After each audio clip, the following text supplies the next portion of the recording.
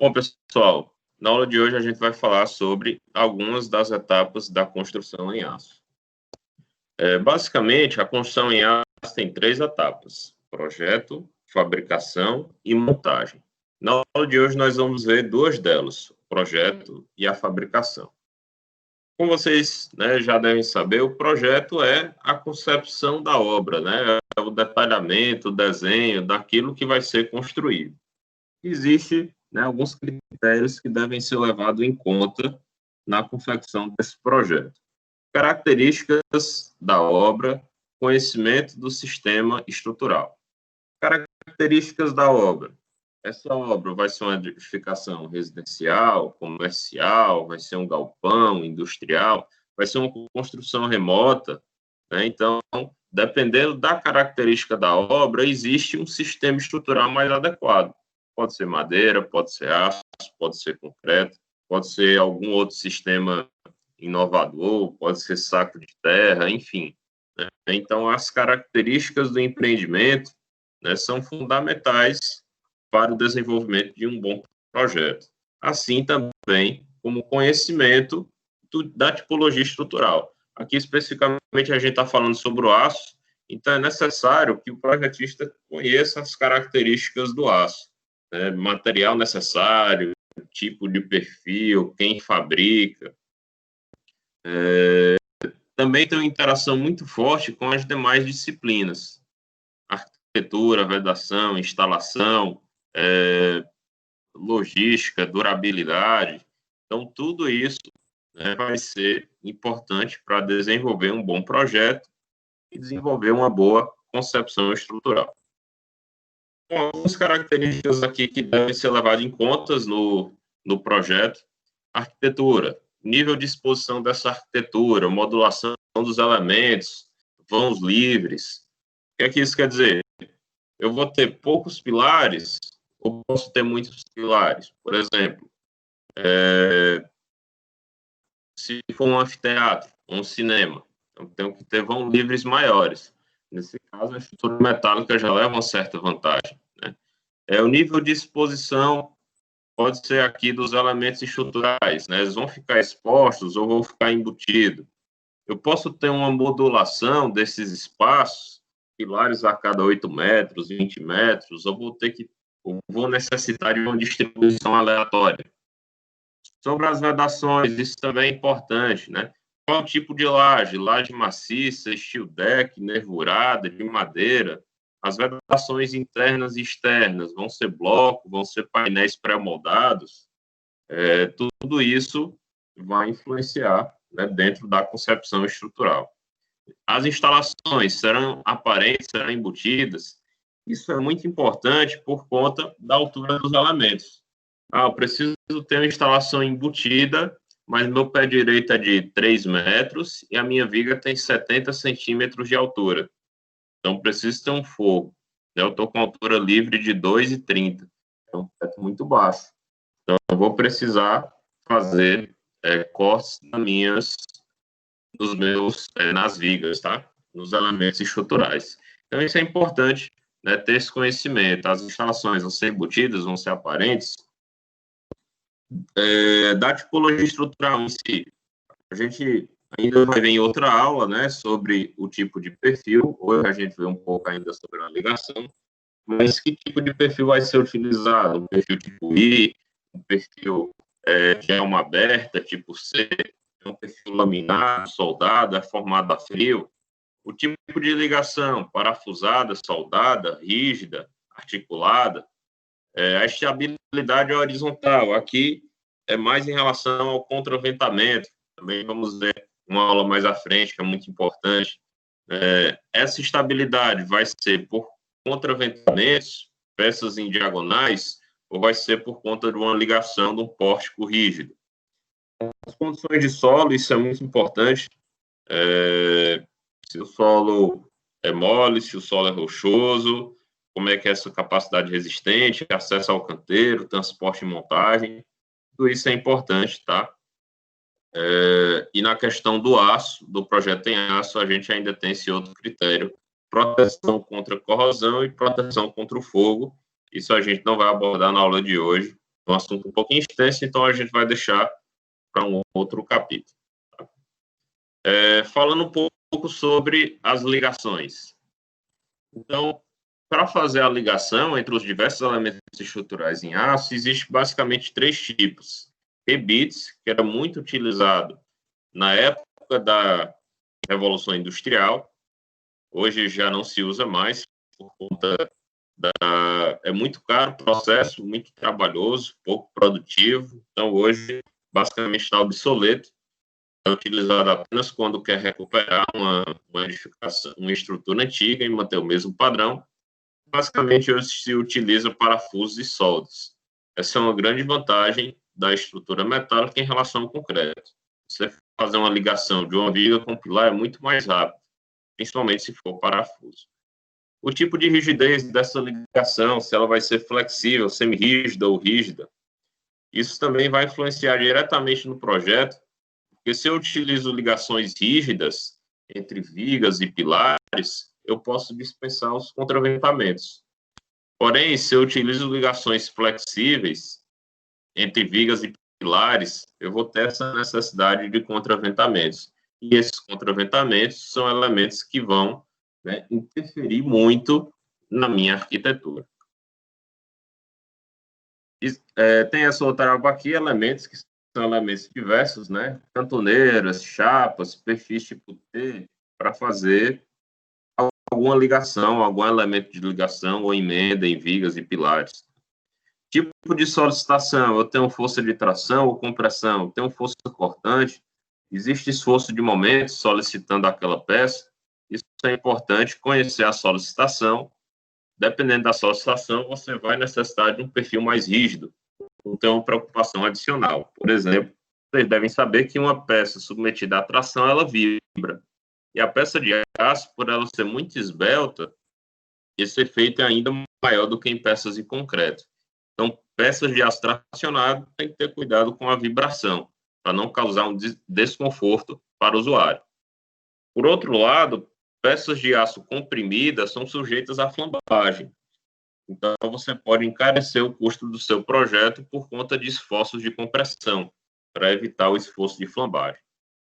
E um aspecto construtivo, na montagem da sua edificação, você vai ter a necessidade de fazer muitas ligações em campo, ou você vai poder fazer muitas ligações na fábrica, deixando pouca coisa para o campo. Tudo isso vai influenciar também no seu projeto, tá? Então, no projeto, é muito importante a questão das ligações das peças metálicas, e vocês veem aqui que essas ligações levam em conta também vários fatores. Aqui tem alguns exemplos das ligações que eu citei para vocês no slide anterior. Essa é uma ligação do tipo rebite. Eu não me recordo onde fica essa obra, tá? Mas esse tipo de ligação era utilizado aí no advento do aço, né, na segunda revolução industrial, perdão, aí nos anos de 1800, 1900, estruturas dessa época aqui, é fácil perceber a ligação das peças com esse rebite. Hoje está obsoleto. Atualmente, o que se utiliza são ligações aparafusadas e ligações soldadas. Então, aqui vocês veem uma chapa, aqui é um perfil tubular, e aqui vocês podem notar, né, a emenda desses elementos com cordão de solda. Basicamente, existe uma divisão simplória das ligações, em que se diz que tudo que for soldado deve ser feito em fábrica, num ambiente mais controlado, e aquilo que for aparafusado deixa para obra. É muito mais fácil fazer uma ligação aparafusada no canteiro do que fazer uma solda no canteiro. Essas imagens ilustram para vocês alguns tipos de ligações. No projeto metálico, esse assunto aqui está sendo um pouco extenso, porque é onde deve ter mais cuidado, tá? Nas ligações dos diversos elementos. Ligação viga com viga, viga com pilar, pilar com pilar, fundação. São elementos que devem ter muita atenção. Então, aqui estão alguns exemplos. Ligações aparafusadas, ligações soldadas. De um modo geral, as ligações com solda, elas são ditas ligações rígidas. Vão aumentar a rigidez e vão provocar um esforço de momento fletor aqui nessa ligação. Vantagem da ligação rígida, ela permite, na maioria dos casos, dispensar o uso de contraventamentos. Com isso, você tem, né, uma menor interferência da estrutura de aço na arquitetura, nos vãos, nas janelas, então diminui essa interferência. Porém, acaba encarecendo um pouco mais a obra.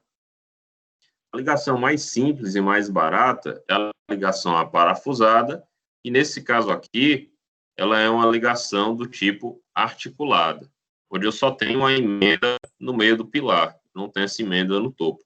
Ela é mais adequada, mais barata, porém vai necessitar de elementos adicionais, como eu já falei, que são os contraventamentos.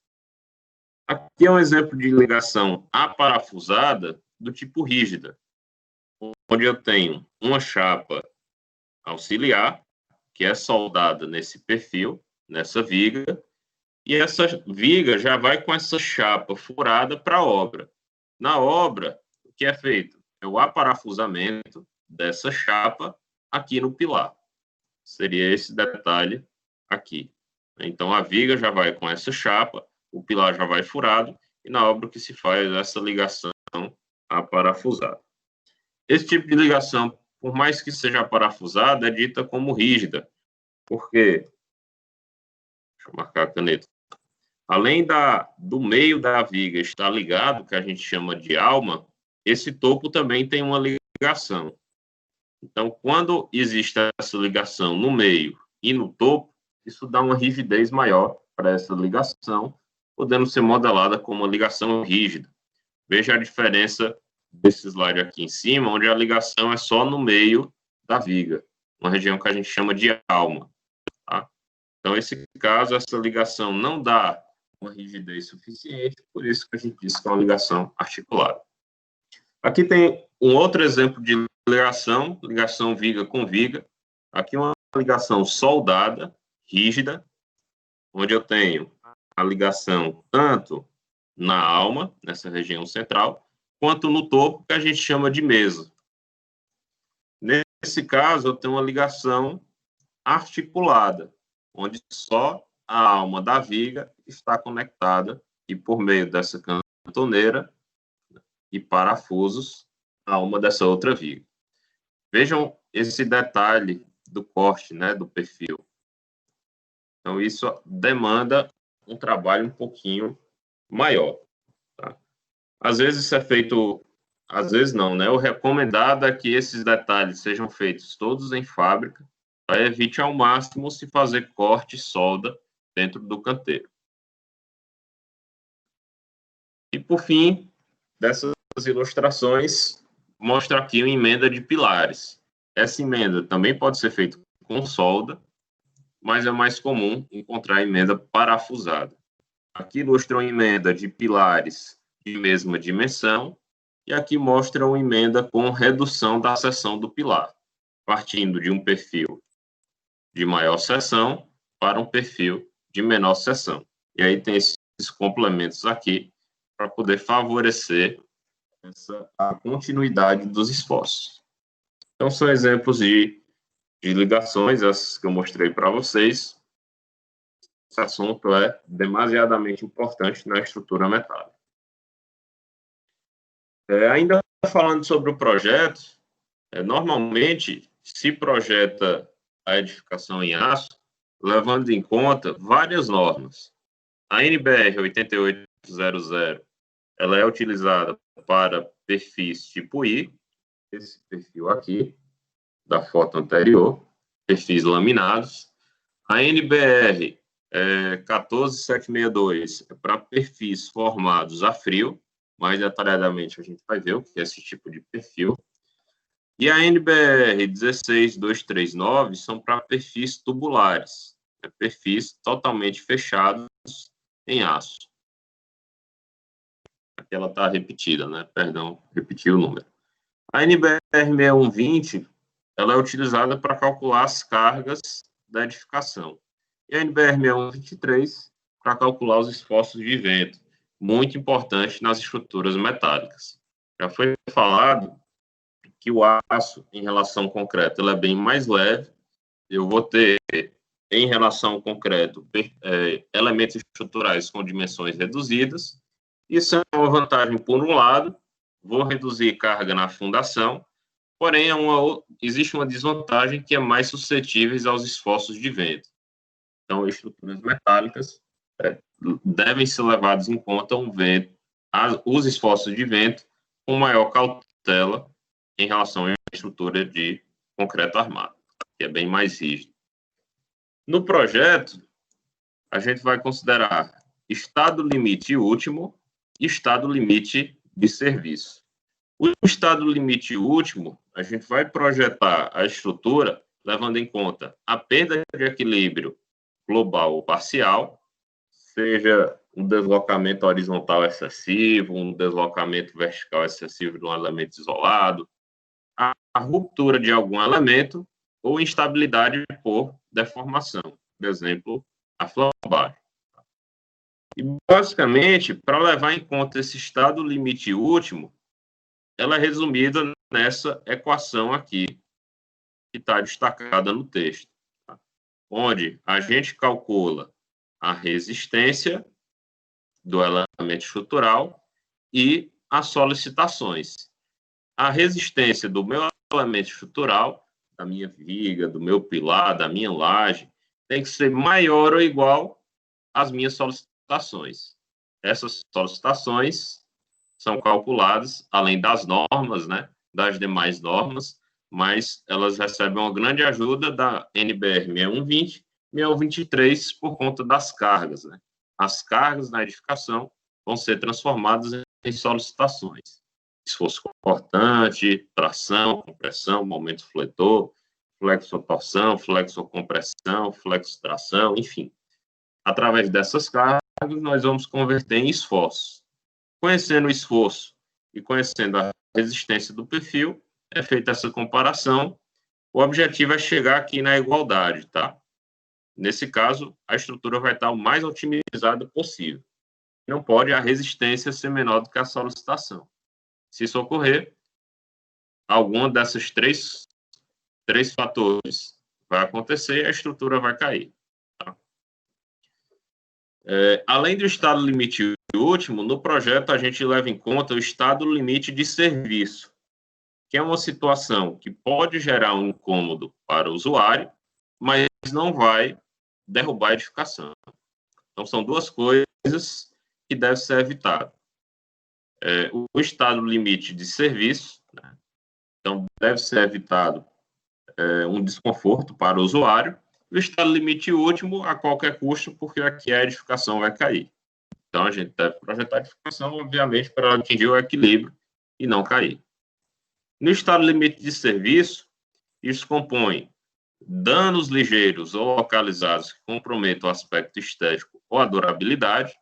Você tem uma rachadura em uma parede que não vai provocar a queda da edificação, mas causa um mal-estar para os usuários, pode favorecer a proliferação de insetos, deformação excessiva que afetem a utilização normal da estrutura ou estética.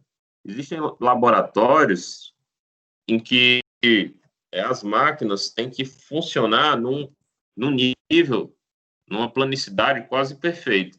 Qualquer desnível pode provocar variações. Então, é algo que deve ser levado em conta no estado limite de serviço. Um piso que tem uma maior inclinação decorrente de uma deformação da estrutura pode gerar, né, um resultado errado para um determinado equipamento. Como eu falei anteriormente, as vibrações em elementos tracionados.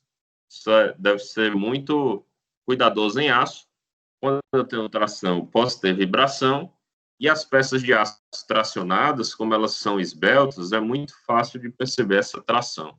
Se vocês, por exemplo, subirem uma escada com um degrau metálico, vocês podem perceber essa vibração do aço. Chega a causar um pouco de desconforto, e isso deve ser evitado. O projeto, né? O que é a entrega do projeto? Então, a entrega do projeto de estrutura metálica envolve algumas questões adicionais quando se compara com outros sistemas construtivos. Por exemplo, o concreto. Se assemelha um pouco à da madeira, mas com relação ao concreto existe, né, algumas diferenças. Desenhos de projeto. Então, deve ser entregue toda a geometria da estrutura, elevações dos pisos, o tipo de aço, a seção dos elementos e a alocação de todos os elementos da estrutura. Até aqui, nada diverge do concreto armado. Tipo, localização e esforço nas ligações e nas bases. Aqui um destaque para as ligações, como eu disse para vocês. As ligações de aço, elas são muito importantes e devem ser detalhadas em todo o projeto. Contra-flechas, quando necessário. Esse ponto nada diverge com o concreto armado. Sistema de limpeza e pintura, se aplicável. Nesse caso, diverge do concreto, porque você nunca vai especificar um lixamento ou uma pintura específica para o concreto. No aço, isso é uma realidade. Você precisa especificar o tipo de limpeza e a pintura, a proteção que esse aço deve ter contra a corrosão e contra o fogo. Especificações técnicas, o tipo de aço, das ligações, dos parafusos, dos perfis. E aqui é onde entra a principal diferença em relação ao concreto. Desenhos de fabricação ou desenhos de detalhe, isso é um avanço em relação ao projeto. Tá? Você vai desenhar as vigas, os pilares, os parafusos, as soldas. E, além disso, existe esse desenho de fabricação que vai detalhar ainda mais esse perfil, essa chapa, esse parafuso. E, além disso, o diagrama de montagem. Essa é uma etapa do projeto de concreto armado que não existe, né? Mas no aço você precisa ter um diagramazinho de montagem, como vai ser feita a montagem dessa estrutura. E a lista de material, isso é comum em qualquer projeto. Saindo do projeto, com o projeto concluído, com todas essas etapas aqui finalizadas, seguimos para a parte de fabricação. Na fabricação, nós temos as seguintes etapas: suprimento, programação da fabricação em si, desempenho de peça que possa estar empenada, cortes, recortes, furações, soldas, pré-montagem, tolerâncias e a pintura. Então, esse é um esqueminha básico do processo de fabricação da estrutura metálica. Na foto, vocês veem, né, uma parte, um exemplo de um suprimento, da parte de suprimento de uma, não é uma construtora, aqui vai ser uma fábrica de estruturas metálicas, onde nós vamos ter chapas ou aços planos, barras e vários tipos de perfis. Ou seja, são vários elementos metálicos que vão ser beneficiados e transformados numa estrutura em si. Com relação à programação, já entra nessa programação, e aqui também nos recortes, né? Essa tela mostra uma programação de corte dessa chapa. Então, na indústria da construção em aço, tudo pode ser feito com um desperdício mínimo. Então, aqui está o comprimento da chapa metálica, e ela é recortada por uma máquina chamada CNC, que funciona a laser. Você programa essa chapa, programa o corte dessa chapa, e aí ela vai cortar várias peças, de modo a gerar o mínimo de desperdício possível. Então, dentro dessa chapa metálica, é programado o corte de várias peças de um determinado projeto, evitando-se, assim, o máximo de perdas.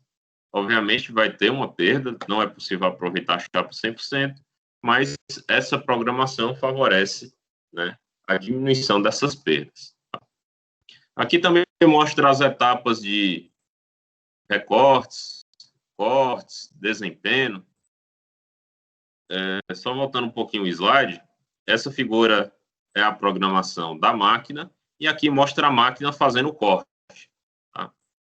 Existe o corte a laser, o corte a plasma, mas essa máquina, ela pega aquele desenho que foi passado no computador, vai fazer vários cortes nessa chapa de aço, e aí vai gerar várias pecinhas aqui em aço. Umas de menores dimensões, outras de maiores. Para que servem essas várias pecinhas? Justamente para fazer as ligações metálicas. Ligação de um pilar, ligação de viga, enfim, né? E aumentar a rigidez de um determinado perfil. Vou mostrar aqui um exemplo, né? Eu já usado essa chapazinha aqui, uma foto que eu já passei para vocês. Então, aqui eu tenho uma chapa que é cortada dentro daquela elemento de aço plano. Dentro daquele painel de aço plano, aquela máquina de CNC, é programado o corte dessa chapa. Quanto maior a quantidade de elementos de repetição, melhor para o projeto metálico. Por isso que a gente sempre fala em modulação. Vou ter elementos repetitivos, vou gerar um menor desperdício de material, maior aproveitamento dos elementos, reduzindo o custo de produção e reduzindo, com isso, o valor final da sua estrutura. Aqui mostra a etapa de soldagem. Avançando, existem os recortes, as furações, soldagem. As furações de soldagem vão servir justamente para facilitar as etapas de obra e também favorecer, né, uma determinada ligação que não possa ocorrer dentro da fábrica. E mostrando equipamento para fazer soldagem, existem vários tipos de solda, solda MIG, solda... Não me recordo agora dos demais nomes, mas existem vários tipos. Cada um tem um determinado benefício. Existe a solda manual e também existe a solda automática. Tá? E aqui mostra, né, um exemplo de cordão de solda unindo duas peças. É muito comum você ter, numa fábrica de estrutura metálica, numa determinada obra, esse perfil vai sofrer um corte aqui. E vai gerar um pedaço que não vai ser aproveitado nessa obra. Então, existe, por norma, uma possibilidade de aproveitar esse perfil, fazer a solda nele e gerar um novo perfil que pode ser aproveitado ou nessa obra em si ou em uma outra obra específica. Tá? Então, existe um limite, que eu não lembro de cabeça agora qual é, mas pode ser gerado um perfil novo, um pilar novo, a partir de vários pedaços que são soldados. Aqui mostra um exemplo interessante. Essa viga chama viga Vierendel, ou viga castelar. Ela é gerada de um perfil laminado.